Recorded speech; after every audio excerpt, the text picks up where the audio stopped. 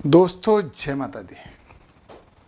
आज हम पंचतत्व के सिद्धांत पर दो ग्रहों की युतियों पे बात करेंगे और यहाँ उस बीएनएन के अकाट सिद्धांत की भी बात करेंगे जिसके आधार पर युतियों का फल कथन बिल्कुल स्पष्ट रूप से किया जा सकता है। हर तत्व किसी ना किसी ग्रह के साथ जुड़ा होता है। एक उदाहरण समझिए। उदाहरण से पहले मैं आपको बता दूं कि आज के इस वीडियो में हम शनि महाराज की अन्य ग्रहों से युतियों पर विस्तृत रूप से चर्चा करेंगे। शनि की क्यों चर्चा करेंगे? शनि की इसलिए चर्चा करेंगे कि शनि कर्म है। आप क्या कर्म कर रहे हैं, कैसे कर्म कर रहे हैं, किस लिए कर्म कर रहे हैं, ये शनि निर्धारित करता है। तो इसलिए हम शनि के साथ कर्म, आपके कार्य और आपके कार्य का व्यवहार कैसा होगा, इसे डिकोड करने वाले हैं। उदाहरण पहले आप समझ लीजिए। एक इमेज करिए कि मंगल के साथ हो गया चंद्रमा, इन दोनों की युति हो गई।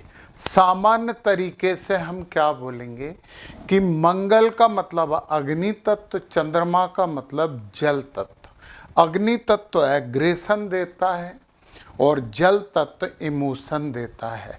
मतलब इमोशन में एग्रेशन आ गए, मतलब मंगल और चंद्रमा साथ साथ हो गए तो जो एग्रेशन है वो इमोशन में आ गया। परंतु बात यहीं ख़त्म नहीं होती है, आगे की बात भी सुनिए। यदि मंगल की डिग्री जो है ना, मंगल की डिग्री जो है वो कम है, मंगल की कम डिग्री है और चंद्रमा की ज़्यादा डिग्री है, डिग्री ये कम डिग्री पे है, तो फिर मंगल फॉलो करेगा चंद्रमा को। मतलब आपके इमोशंस में एग्रेशन आ जाएंगे, सोच में परिवर्तन होगा, उतार चढ़ाव आएंगे और उसमें गुस्से और ऊर्जा का समावेश जरूर रहेगा। अब इससे उल्टा हो जाए, क्योंकि मंगल की डिग्री कम थी तो वो चंद्रमा को फॉलो करने वाला है, परंतु यदि मंगल की डिग्री ज़्यादा हो जाए और चंद्रमा की डिग्री कम हो जाए, अब चंद्रमा मंगल को फॉलो करेगा। मतलब आपके अंदर विचार जो उत्पन्न होंगे वो विचार जो हैं वो अग्नि तत्व को फॉलो करके उन विचारों में बाद में आप एग्रेशन लेकर आओगे और उन्हें ऊर्जा के साथ कार्य रूप देना चाहोगे। तो सबसे पहले जब हम युतियों की बात करते हैं तो हमें देख लेना चाहिए कि किसकी डिग्री कम है और किसकी डिग्री ज़्यादा है। हमेशा कम डिग्री वाला ग्रह अपने तत्व के साथ अधिक डिग्री वाले ग्रह का तत्व के साथ फॉलो करता है, अनुसरण करता है। चलिए, ये बात तो हमने एक उदाहरण की कर ली है और आज हम बात करने वाले हैं शनि महाराज के साथ अन्य ग्रहों की युतियों से। अभी थोड़ी देर हम डिग्री की बात नहीं कर रहे हैं, डिग्री की बात हर युति के बाद में करूंगा, परंतु आप सबसे पहले देख लीजिए कि शनि और युति हो गई है सूर्य की। वो कहते हैं दोनों एक दूसरे के दुश्मन हैं। अब वो एक दूसरे के दुश्मन क्यों हैं, ये बात पंचतत्व सिद्धांत से पता लगती है। शनि वायु है, वायु तत्व है, और सूर्य अग्नि है, अग्नि तत्व है। वायु अग्नि को कभी बढ़ा देती है, कभी बुझा देती है। मतलब उसका जो व्यवहार होता है वो संतुलित नहीं होता। सीधी सी बात यह है कि सूर्य पिता होता है, शनि पुत्र होता है, तो पिता से जुड़े हुए कार्य में आपकी बड़ी परीक्षा है, अधिकार में आपकी बड़ी परीक्षा है कर्म से पहचान बनेगी, परंतु उस पहचान में देरी जरूर होने वाली है, क्योंकि वायु अग्नि को यूनिफॉर्म एक समान नहीं जलने देती। ये बात आप समझ लीजिए। अब देखिए आप जरा, अब मैं बात कर लूं कि शनि की डिग्री कम है, कम डिग्री है, और इसकी सूर्य की डिग्री जो है वो ज्यादा है। ये जो युति है ना, वो युति आपके लिए बहुत फायदेमंद है, क्योंकि कम डिग्री वाला कम्युनिकेशन, संचार वायु तत्व का कार्य है, और वो चलेगा किसकी तरफ? नेम और फेम की तरफ, एग्रेशन के साथ। मतलब शनि महाराज सूर्य को फॉलो करने वाले हैं, वायु तत्व अग्नि तत्व को फॉलो करेगा, एग्रेशन आएगा, कर्मठता आएगी, नेम और फेम प्राप्त होंगे ही होंगे, ये पक्का है यदि शनि और सूर्य की युति है आपकी कुंडली में। और वो युति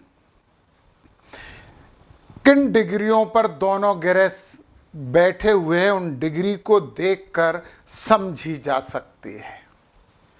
अब देखिए आप जरा, यदि शनि की डिग्री कैसी हो गई? शनि की डिग्री हो गई अधिक, शनि की डिग्री हो गई अधिक, और सूर्य की डिग्री जो हो गई वो कम हो गई।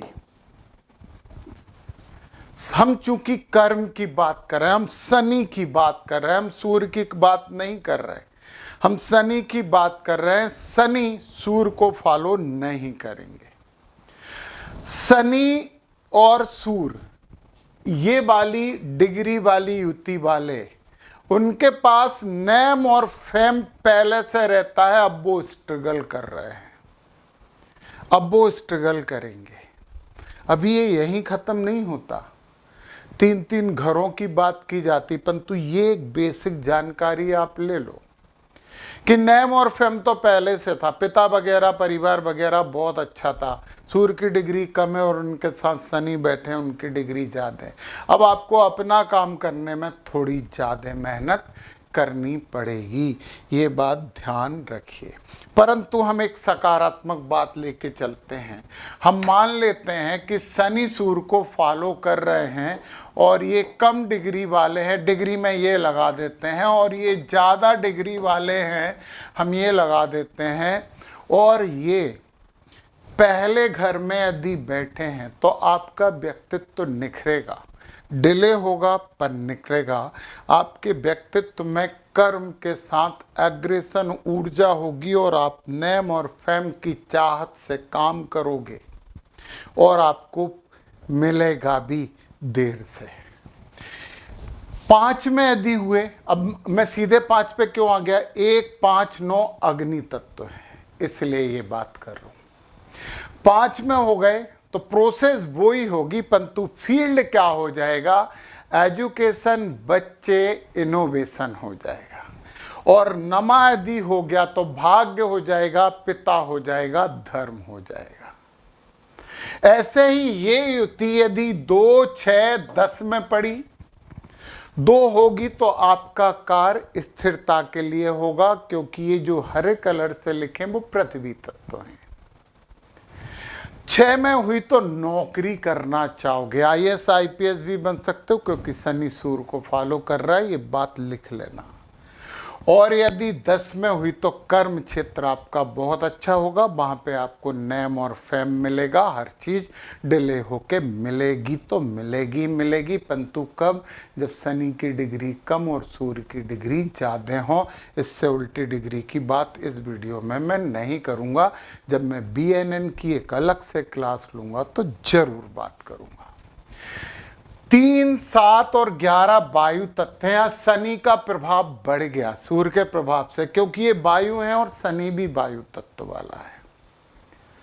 तो यहां पर भी आपका यदि 3 में ये युति है तो संचार अच्छा होगा, छोटे भाई बहनों से रिलेशन के लिए काम करोगे, वो हेल्प करेंगे नेम और फेम के लिए, यहाँ पार्टनर और जीवन साथी से ये काम हो जाएगा। बोलते हैं शनि 7वें में बहुत खराब है और सूर्य आ गया तो तलाक होता ही होता है।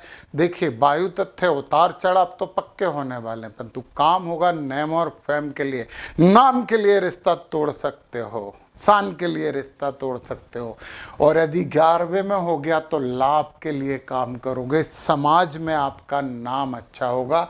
ऐसे ही ये युति यदि 4, 8, 12 में हुई, ये सुख का भाव है, माता का भाव है। यहाँ पर आप सुख के लिए एग्रेसिव होके काम करोगे, यहाँ पे आप उस संपत्ति के लिए काम करोगे। सही बात बताएं, लॉटरी माटी जुआ सट्टा के बारे में ज़्यादा सोचोगे, गड़ा हुआ धन मिल जाए इसके बारे में सोचोगे, कोई मंत्र बता दो जिससे धन प्राप्ति हो जाए इसके बारे में सोचोगे।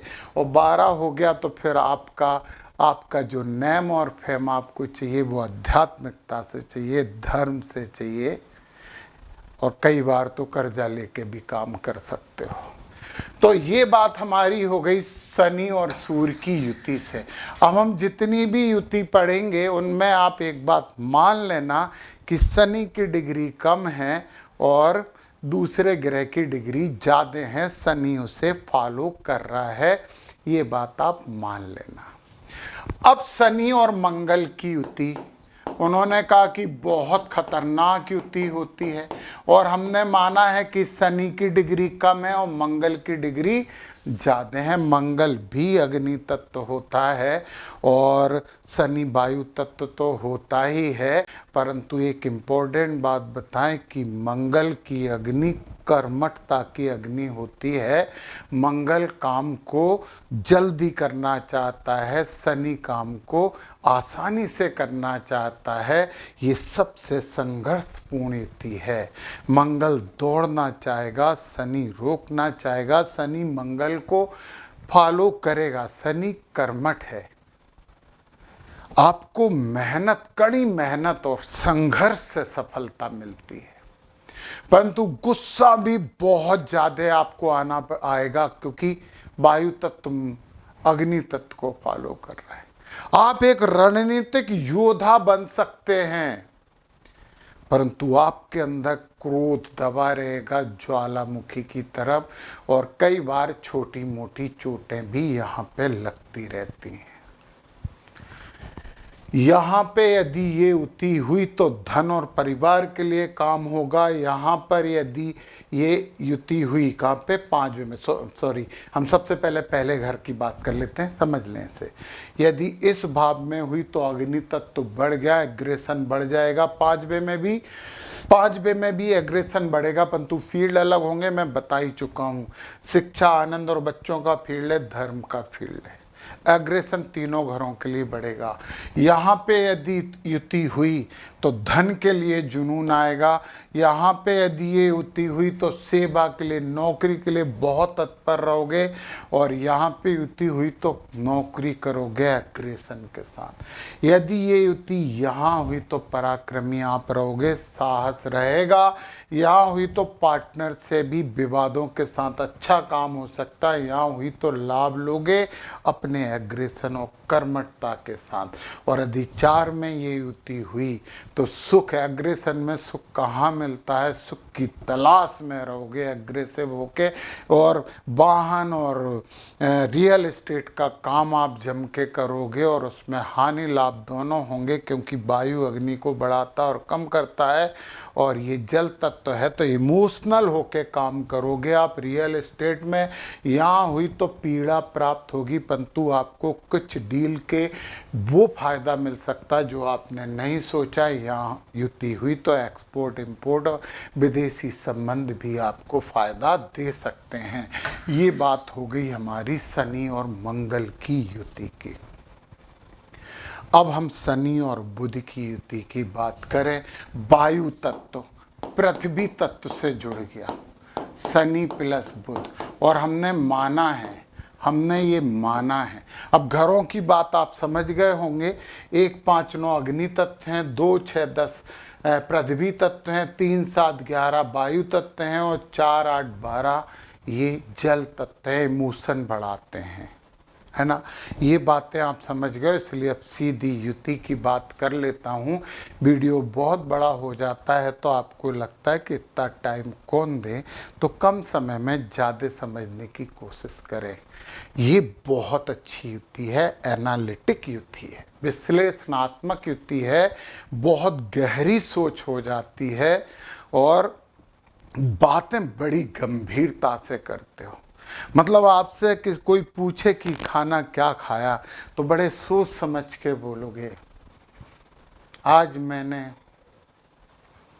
ये खाया, गंभीरता के साथ बोलोगे और बहुत अच्छी है। आप बहुत अच्छे विश्लेषण करने वाले रहेंगे, परंतु ओवर थिंकिंग हो सकती है। चिंतित आप इस युति के कारण रह सकते हो। घरों का प्रभाव 1, 5, 9 में अग्नि तत्व बढ़ेगा तो थोड़ा एग्रेशन के साथ करोगे। 2, 6, 10 में बहुत अच्छा है, यहाँ पे अच्छा होने वाला है। आप स्थिरता के लिए काम करोगे। 3, 7, 11 में भी बहुत अच्छा है। ये वायु तत्व, शनि भी वायु तत्व का प्रभाव बढ़ जाएगा। आप बहुत अच्छी, आप में कम्युनिकेशन स्किल होगी, बहुत अच्छे डिसीजन लोगे। 4, 8 और 12 में है तो इमोशनल थोड़ी सी बढ़ जाएगी। इमोशनल होके आप काम करने लगोगे। मैं फिर से बोल दूं कि हम हमेशा शनि की डिग्री कम और दूसरे ग्रह की डिग्री ज़्यादा मानकर चल रहे हैं। शनि की युतियों से सब लोग डरे रहते हैं कि उसके साथ शनि बैठ गया। देखो तो भैया कैसे बैठा है, कहाँ बैठा है, समझिए उसे। अब शनि और बुध के बाद अब हम बात कर लेते हैं शनि और गुरु की।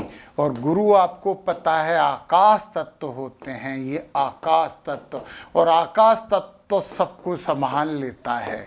आकाश तत्व सबको संभाल लेता है। शनि के साथ गुरु आ गए तो आपको टेंशन नहीं करना चाहिए, परंतु यहाँ पे एक विचित्र व्यवहार आता है कि शनि वायु तत्व है, वायु वायुमंडल में रहती है और गुरु आकाश तत्व है, पूरे ब्रह्मांड में रहता है।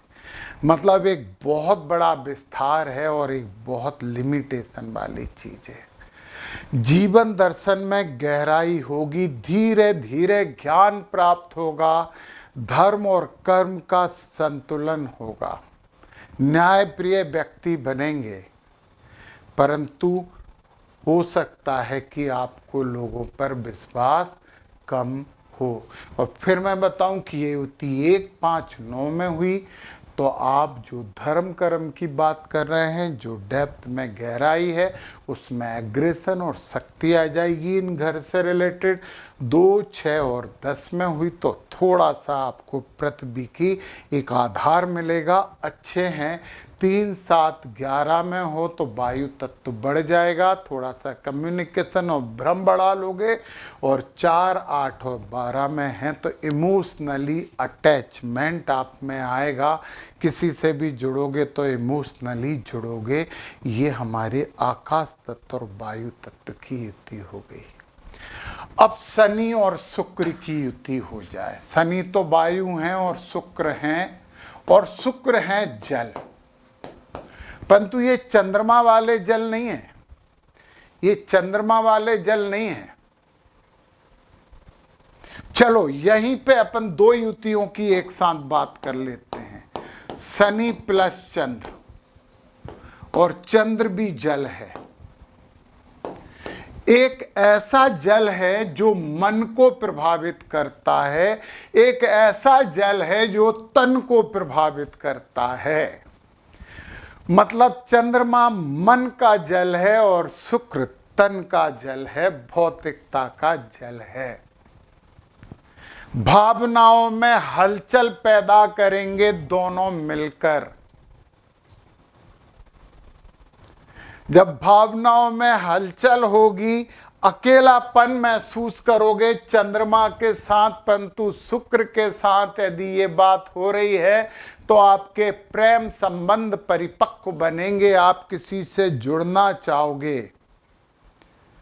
भावनाओं पे नियंत्रण होगा, सौंदर्य में सादगी होगी शुक्र के साथ, परंतु चंद्रमा चंद्रमा आपको बहुत ज्यादा भावनाशील बनाएगा, जल्दी आप आहत हो जाते हो।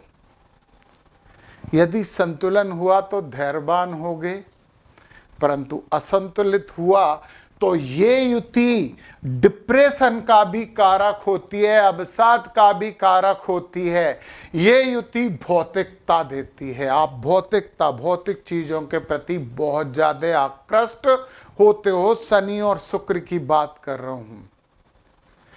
वित्तीय संबंध बनाओगे, लाभ लोगे, बहुत अच्छा काम करोगे, परंतु यहां पे यदि गड़बड़ हो गई तो प्रेम संबंधों में देरी हो सकती है, मिस कमिटमेंट भी आप कर सकते हो। तो वही बात अग्नि तत्व में हो गई तो ये सब काम एग्रेशन के साथ होंगे। पृथ्वी तत्व में हो गई थोड़ा सा रिजिडिटी आएगी, थोड़ा सा धैर्य आएगा, स्थायित्व आएगा। और यदि वायु तत्व में हो गई तो और ज़्यादा संचार व्यवस्थाएं बढ़ेंगी, कम्युनिकेशन बढ़ेगी, परिवर्तन बढ़ेगा, मूड स्विंग बढ़ेगी। और जल तत्व में आ गए तो इमोशन इमोशन इमोशन और इमोशनल हो जाओ। तो ये दोनों के जल तत्व के साथ मैंने युति की है। इसीलिए हमारे वैदिक ज्योतिष में शनि और चंद्रमा की युति को अच्छा नहीं माना जाता है कि कहीं ना कहीं समस्या है। मैंने शनि को कम डिग्री पे और चंद्रमा को ज़्यादा डिग्री पे मान के चला है। परंतु एक खुशखबरी आपको देना चाहता हूँ कि यदि चंद्रमा कम डिग्री पे होके शनि ज़्यादा डिग्री में हो गए तो शनि और चंद्र की युति आपके लिए बिल्कुल नुकसानदायक नहीं होगी। कर्म ने इमोशन को पीछे छोड़ दिया है। तो ध्यान रखिए कि शनि और चंद्र है तो डिग्री देख लेना। यदि चंद्रमा की डिग्री कम है, शनि की डिग्री ज़्यादा है तो खुश हो जाइए। ये कोई पुनर्भु योग, कोई विष योग का प्रभाव आप पर नहीं पड़ने वाला है।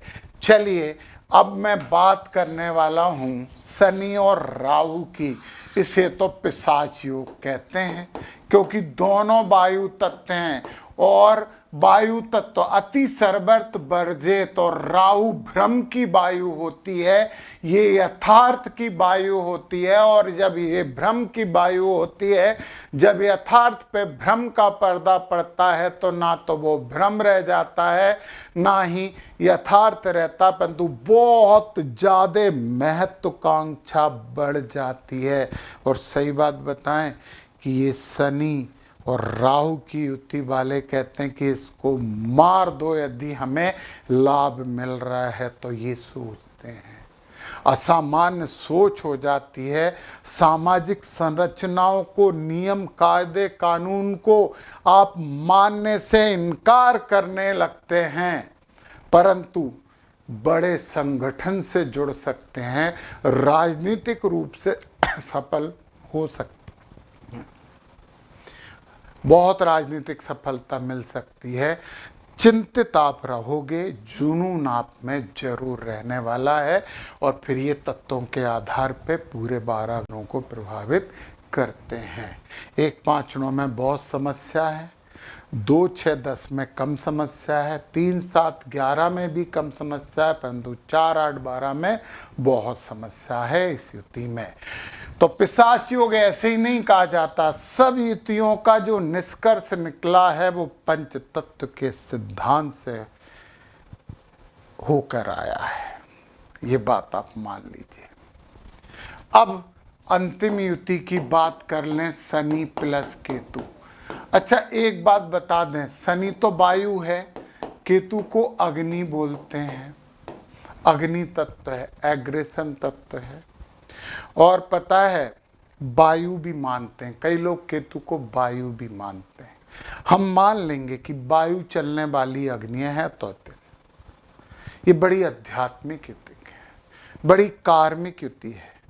बैरागी इसी युति वाले लोग मिलते हैं। अकेले काम करने की प्रवृत्ति आपकी हो जाती है, खुद की आत्मा को भी खोजते हैं और दूसरों की भी खोजी प्रवृत्ति रखते हैं। पुराना कर्म और ऋण को संतुलित करने की कोशिश करते हैं। आध्यात्मिक प्रवृत्ति आपकी हो जाती है, तपस्वी मानसिकता होती है, परंतु ये युति डिटेक्शन अलगाव करवाती है, जल्दी निराशा देने वाली युति है। 1, 5, 9 अग्नि तत्व में हो गए तो ये निराशा और जल्दी, और एग्रेशन 2, 6 और 10 में हो गए तो अच्छा है। 3, 7 और 11 में भी अच्छा ही है, ज़्यादा अच्छा नहीं है परंतु अच्छा है।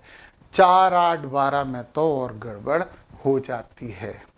तो दोस्तों, ये जो ज्योतिष है वो पंच तत्व के सिद्धांत पर ही आधारित है। हर ग्रह अपने तत्व के गुण देते हैं, जिस राशि में बैठते हैं उसके तत्व का अनुसरण करते हैं, जिस भाव में बैठते हैं उस भाव को अपना कर्म क्षेत्र बना लेते हैं। तो ये युति जिस भाव में बैठेगी वहाँ पर ये ज़्यादा प्रभावित डालेगी। पहले में बैठी तो आप पे प्रभाव डालेगी, वाणी और कुटुंब पे प्रभाव डालेगी, छोटे भाई बहनों और आपके सास पे प्रभाव डालेगी, माता परिवार पे प्रभाव डालेगी, बच्चे और शिक्षा पे प्रभाव डालेगी, शनि केतु की बात करूं, नौकरी पे प्रभाव डालेगी, पार्टनर पे प्रभाव डालेगी।